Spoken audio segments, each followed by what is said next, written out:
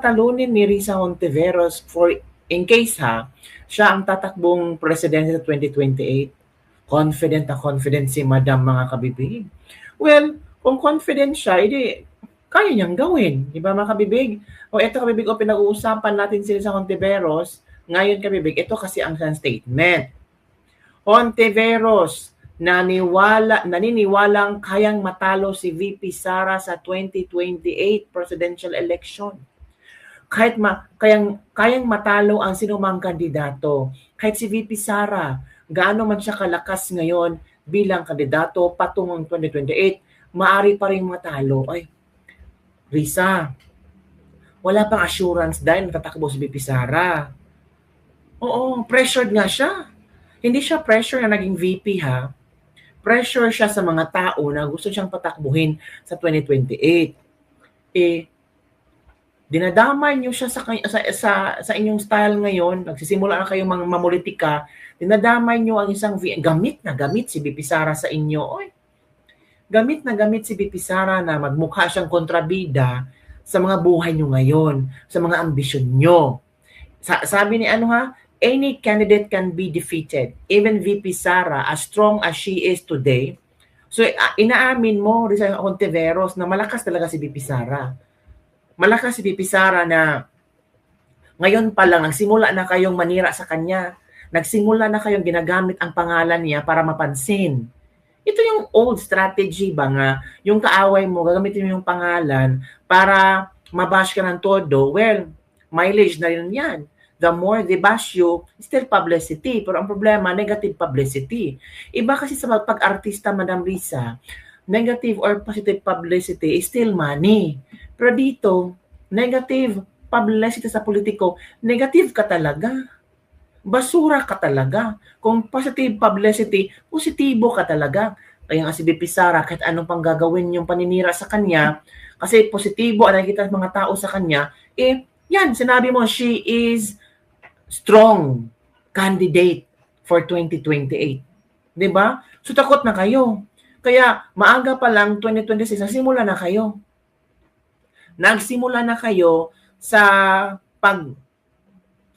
gamit sa pangalan niya kahit hindi pa nga niya sinabi na tatakbo siya. Meron ba? Nagsabi naman si VP Sara. Para yatang si Risa Hontiveros pa lang nagsabi yung parang parang nagpaparamdam, nagpapabango sa pangalan niya. Ano ba naman yan? Sa isang interview, kabibig, ang nag-interview ni Risa Hontiveros, kapatid pa rin niya. Ano ba naman yan? Well, the sister can help boost your name, pero ang problema, iba na kasi ang estilo ng mga tao ngayon. Opo, mga kabibig. Ito, Ito yun. Okay. Ang sabi nga daw nila ng kampo ni Sara Duterte is talunin nyo na lang daw siya dahil political lang daw ito. So pag-usapan natin. Hindi naman nagsasabi si VP Sara nga talunin niyo siya. Kasi hindi naman siya nagsabing tatakbo siya. Diba? Naku po. Yung politika. Pag-usapan natin yung halalan. Can she be defeated? Any candidate can be defeated. So even VP Sara, as strong as she is today, as a candidate going towards 2028, can be defeated. So yung hamon niya na talunin nyo na lang ako. Dahil hindi kayo hinaman ni VP Sara. Saan mo na ko yung issue na yan, Day? Gawa-gawa ka ng issue, Day. Ano to? Tingnan nyo, gamit si VP Sara, no? Gumagawa ng issue, hindi mo lang ano ba? I-inform nyo muna si VP Sara. Uy, para alam din ni VP Sara ba na, uy, nagsabi ba talaga ako dyan? Uy, ano ba to? Ginamit na naman ako ng pambabaeng ito? Diba? Di magsabi kayo ng totoo. Day, talunin nyo ako, hindi. VP Sara nga parang pressured, lalo kayo nagbigay ng pressure kay VP Sara na tatakbo sa 2028 kasi kayo ang nagsimula, kayo ang nagsabi na talunin niyo ako. VP Sara, sabi ni VP Sara, talunin niyo ako. Hello, okay ka lang? We are also preparing for that battle. Yeah. Okay. Kaya pala, we are also preparing for that battle. So it means, ngayon pa lang, January 2026, nag-prepare na kayo. May mga pa-podcast na kayo, papunta-punta sa mga piyesta. Tingnan natin kung ano ang komento ng ating mga netizen. Hindi naman sinabi ni VP Inday na talunin niyo lang ako. kapatid ba niyang interviewer? Hindi naman si VP nagsabi niyan na talunin na lang siya sa 2028, kundi si Senator Alan Peter Cayetano. Oo nga, di ba? At nandun si Risa that time, the Senado. Naku, ano, ito pa, in your dreams, you might win if you'll use smart magic come election day. Ano ba to? Comprehension mahina. Risa, hindi si VP ang may sabi noon. Ayun, di ba? Buti alam niya na strong si VP sa oo nga. Galing sa bibig niya talaga, no? So it means, talagang takot na sila kay VP Sara. Ngayon palang takot na takot sila kay VP Sara kasi alam nilang malakas si VP Sara. I strongly agree with you, Senator Risa Hontiveros, need nyo talagang maghanda ng todo-todo kasi need nyo talagang magkaisa lahat para talunin nyo na nag-iisang VP Sara. Kasi I'm pretty much sure na kahit hindi mangampanya si VP at 2028, ay mananalo talaga siya and will become our next president. Tanggapin man nyo man o hindi, VP will definitely win from Max Genex III. Lakas ng fighting spirit niya. Kumusta nga pala dalawang talo mo tapos nung pangatlo, humingi ka ng tulong kay Sara sa kakanalo. Ang alam ko, si Peter Cayetano nagsabi nung talunin si Sara sa 2028. Hindi ganun kayabang si VP Sara katulad mo. Mas kilala namin yon dito sa Davao. Walay campaign yan tumakbo sa mayor. Taong nagluklok sa kanila. Hilong Risa, salamat kaayo. O yun, tingin ka bibig ha. Sino ba talaga ang nagsabi ka bibig na talunin nyo si VP Sara o talunin nyo na ako? Balikan natin. Ito ha. May nakita akong video na parang ito yung parang si Senator Alan Peter Cayetano yata ang nagsabi ka bibig. Si Risa ba, sometimes ba, kung saan siya nakakuha ng mga impormasyon, no? Baka hindi nasulat sa index card. Ano ba naman yan? Ito ha, makinig tayo. Ilang beses ko narinig dito sa hall na to, ang taong bayan, ang taong bayan, ang taong bayan. Hindi ba naman lahat naman tayo halal ng taong bayan di ba? Tama. Hindi ba pwedeng sabihin ko na lang, ang opinion ni Alan Cayetano, isa lang naman ako Ang opinion ni Joel Villanueva. Tama. Ang opinion ni Mocha Uson, isa lang naman siya. Pwedeng sabihin ko sa inyo, guys, ang opinion ng civil society, ang opinion ng masa, ang opinion ng taong bayan, dapat makonvict. Are we not overstepping and are we not confusing rather than enlightening our political processes? Yes, you might think this is a different Alan Cayetano from the impeachment of President Estrada, impeachment of President Arroyo, impeachment of yung hindi natuloy na impeachment kay CJ Davide, sa impeachment ni CJ Corona. But aren't we supposed to be wiser? At hindi ba tama naman yung sinabi ng Supreme Court? Dapat may impeachment pero hindi dapat gamitin ito ng magkalaban lang sa politika. Ayaw natin maging presidente si Vice President Sara, talunin nyo na lang sa 2028. Ngayon, kung talagang may ginawa siyang masama, edi impeach, pero sa tamang, ilang beses ko narinig dito sa hall na to, ang taong bayan. Tingnan nyo ha. O, tingnan nyo. Sino nagsabi? Peter Alan Cayetano. Nagde-lecture nga siya dyan tungkol sa mga ang taong bayan, palaging ginagamit ang taong bayan. Kung hindi nyo matatalo si VP Sara, kung hindi nyo ma-impeach si VP Sara, talunin nyo na lang sa 2028. Si Peter Alan Cayetano, Senador Peter Alan Cayetano, nagsabi Risa. Hindi si VP Sara, ano ba naman yan? Dapat mag-apology ka dahil kay VP Sara kasi gamit mo si VP Sara. Hindi nga yung statement niya, tapos ginamit nyo pa. Pinamukha nyo pang sinungaling si VP Sara. Pinamukha nyo pang mayabang si VP Sara. Hindi nga siya nagsabi niyan. Tapos that time, VP, at that time, Risa, nandun ka sa Senado, dahil nakaupo. Kayo ang nilecturean ni Senator Peter Alan Cayetano tungkol, kasi palagi kayo ginagamit yung ang taong bayan. Palagi yung excuse, ang taong bayan ang nagsabi. Ang taong bayan gustong ma-impeach si VP Sara, kayo lang. So, bali yung taong bayan, kayo lang, ikaw, si Kiko at sino pa dyan. O, tingnan na pahiya tuloy kayo. Oh, it's very important that our government leaders have fear of God. Correct. To lead the right way and to be in the right path. Kasi yung mga yan, sisimba-simba lang mga yan, pakitang tao. Dahil hawak-hawak nung santo ninyo, na nakakahiya yan. Kung ako mahiya talaga ako sa inyo, sayaw-sayaw nyo yung santo. Buti na lang hindi kayo sinampak ng Santo Niño. Nung nag-disaster doon sa Cebu, wala Correct. kayo doon. Correct. Kami kahit paano, yung grupo namin Correct. doon, na-discarrel pa nga yung bus namin, jeep na Tama. nagdadala ng pagkain. Kahit Sino ba sa mga politiko ang naalala yung nagpunta ng Cebu? Ang naalala ko si Bongo, si Ruben Padilla, si VP Sara, nagpunta doon mga kabibig. Si BBM, parang huli na lang. Diba? Pero tignan nyo, may nakita ba kayong Risa Hontiveros na punta ng Cebu? Wala. Kahit anong taon niya, wala naman tayo nakita or pinost niya or I don't know mga kabibig. Pero ang gusto ng tao, yung mararamdaman nila na nandun kayo sa panahon na lugmok sila. At alam nyo ba, ramdam na mga Cebuano. Ayaw nyo pumunta ng Cebu kasi alam nyo namang talo na kayo doon. Napaka-unfair nyo naman. Kasi akala namin inihalal kayo ng taong bayan kasi kahit hindi kayo gusto ng mga tao, kahit ayaw ng mga tao sa inyo, pero serbisyo ang ibibigay nyo. Pero hindi pala, selective kayo.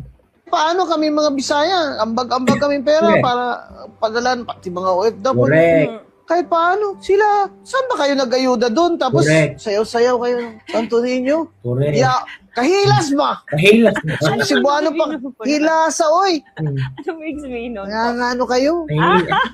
Hilas. Kahilas ba? Banat ni Atty. Rowena Guanzon. Oh, 'di ba? Kahilas ba? 'Di ba? Sana sinipa kayo. Sana sinipa kayo ng Santo Niño, 'di ba? Oh, ito pa kabibig ha. Marami akong baon na video na ating isa-isahin ba kung gaano din kalakas itong si Atty. Rowena Guanzon. Oh, sa mga tao na sasabi na confidential fund si Bibi Sara. O sige, ito na. No matter what they say about Sara Duterte, Mhm. hindi naniniwala yung mga Bisaya Correct. na nagnakaw si Sara. At saka even, Oh, kayo mga Bisaya diha. Naniwala kayo na magnanakaw si Bibi Sara? Comment down below mga Bisaya. Naniniwala ba kayo? 'Di ba? Niwala kayo ni Sara magnanakaw? Oh, between Sara and Risa, sino paniniwalaan niyo? Sino ang may totoong serbisyong ipinamala sa bansang Pilipinas, sa mga Pilipino? Yan si Risa, I don't know kung nakapunta na ba ng mga bukirin para bisitahin ang mga eskwelahan o yung mga taong nangluklok sa kanya. Kasi being a senator is nationwide voting yan, di ba? So dapat mapunta ka sa mga bukirin, sa mga tao doon, ng mga probinsya, kumustahin mo. Pero hindi si Risa palagi nasa loob ng Senado. Di ba? Pa-speech. Ano ba yan? lawyers, confidential fund, 129 million, ginako niya ba yun? Sabi ng COA, may unmodified opinion sila. Opo. Kanina lang. Wala namang problema. So, sa akin, hindi naman yan betrayal of public trust kung hindi siya nag-liquidate na maayos. Correct. Nag-COA, commissioner ako eh. Opo. Di kung mapatunayan sa COA na hindi niya na-liquidate na maayos, di mag-refund siya. Oh. Yun naman talaga ang rule. Mm. Ipapa-refund siya ng commission. Pag hindi siya nag-refund, siyempre abulin siya ng gobyerno. Opo. Doon siya Oh, Yun yun lang. pala. Pero yung nag-kickback siya dahil nag-commission siya, wala. Diba? Oh, yun So, pala. nag-ghost project siya, wala. No matter what they say about Oh, Sara tingnan niyo Duterte, ito, ha? hindi Tingnan niyo ito, naniniwala walang yung mga Bisaya Ito, na opo. nagnakaw si Sara. True. At saka even lawyers, confidential fund, 129 million, ginako niya ba yun? Sabi ng COA, may unmodified opinion sila. Unmodified Opo. opinion. Kanina lang. Wala namang nakakuha problema. against siya. Opo. So, sa akin, hindi naman yan betrayal of public trust kung hindi siya nag-liquidate na maayos. Kasi Tama. COA, commissioner ako eh. Opo. Tama. Di kung mapatunayan sa COA na hindi niya na-liquidate na maayos, di mag-refund siya. Refund. Yun naman Refund lang pala problema kabi. Refund lang pala kung ang pag-check sa COA is parang kulang o ano, refund lang pala, 'di ba? talaga ang rule. Mm. Ipapa-refund siya ng commission. Pag hindi siya nag-refund, siyempre abulin siya ng gobyerno. Opo. Doon siya kakasuhan. Yun lang. Pero yung nag-kickback siya dahil nag-commission siya, wala. Diba? Wala pala. Oh, gising na. Gising na ang mga diwa niyo. Alam niyo na. So, yung iba hindi pa rin maninawala. O, nasika. Sara, nagnakaw. Paano magnakaw kung kulang yung... Di ba ang sabi ni Atty. Rowena Guanzon na dating commissioner ng COA, kung pag-check ng COA, kulang-kulang, magbayad si Sara. Oh. Tapos, kung hindi siya magbayad, doon siya, tawag dito, hahabulin. Pero wala Unmodified opinion ang ibinigay ng COA. So, it means, Walang kickback, walang pagnanakaw ang ginawa ni VP Sara. Ito kasi yung ibang tao, kung ano-ano, basta lang kasi kung ano nakita sa social media ba, ito pa si Sara, ito niya. Ito pa, bibig. The character na natatakot din yung mga tao niya sa kanya na mangurakot siya. Parang si Digong. Yung confidential fund na yun, set up yun. Set up. So what will happen? Romualdez is out. It's the stage for reforms in the next term. And I hope... Wow. Romualdez is out, reform na ang mangyayari, kabibig. So yun, kabibig. Naku po. Ay naku, sa mga Bisaya, diha. Kung tatakbo si Risa Hontiveros, bobotohan niyo ba? For example, ito ang posibleng maging senaryo.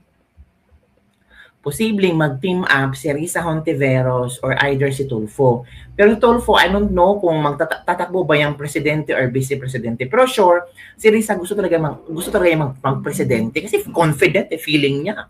Mananalo talaga siya. Diba? Kahit malakas si VP Sara ngayon, pero pwede siyang matalo, sabi ni Risa. At pinag-aralan na namin. Nag-aaral na sila. Nagre-research sila. Mali-mali pala yung research nila. Sinabi pa ni Risa na si VP Sara daw ang nagsabi, talon nyo na, political to lahat talon nyo na ako sa student. Dahil mali-mali talaga yung research tayo. Akala ko nagsimula na kayo. Akala ko nag-prepare na kayo. Pero mali-mali pala dahil. Ano nangyari dahil? Diba? Kung si Raffy Tulfo naman, ewan ko, parang medyo simplang na ang mga Tulfo ngayon eh. Ano to kayo, boboto kay Tulfo? Kung si Bam Aquino naman, hindi pa rin eh. Kauupo lang, i-give up ni Bam Aquino yung posisyon niya. 6 years yun ha, tapos i-give up niya, tapos matatalo lang siya. Wag na lang. Diba? Sino pa ba? Sabi na lang si John Vic Remulla, hindi masyadong maganda ang John Vic Remulla kasi ngayon eh. Pero pwede pa siya makabawi, pero for presidency, parang hindi. Kulang pa. Ano pa ba? Sino pa bang pwedeng... Si Mama Lenlen kasi, parang nililigawan pa rin nila Kiko Pangilinan na tumakbo ka pa. Pero si Mama Lenlen, focus mo na siya sa Naga City. Doon mo na siya magpo-focus para daw, at least may matulong siya sa Naga. Diba? So ngayon, nagsabi na si Trillanes na hindi siya tatakbo. Ewan ko nga kung tatakbo si Trillanes, sino boboto? Tumakbo yung mayor, talo eh. Nationwide pa, presidente. Chicken lang yung ni VP Sara. Sino ba? Parang wala eh. Parang si VP Sara lang talaga ang nakatadhana for that 2028. Pero we don't know mga kabibig. We don't know mga kabibig. So, maghintay tayo sa latest update kung ano ba talaga ang gusto ni VP Sara. Tatakbo siya sa 2028 or hindi siya tatakbo sa 2028. Kasi ang iniisip ni VP Sara ayon kay Senator Amy Marcos, ang kanyang ama, si Pangulong Duterte. Gusto siyang mag-focus kay Pangulong Duterte. Kasi malapit na mag-isang taon si Pangulong Duterte nandun po dyan sa ICC, hindi pa rin nakalabas. So focus muna siya doon. Tapos nape-pressure din siya sa mga tao na pinupush siyang tumakbo as president for 2028.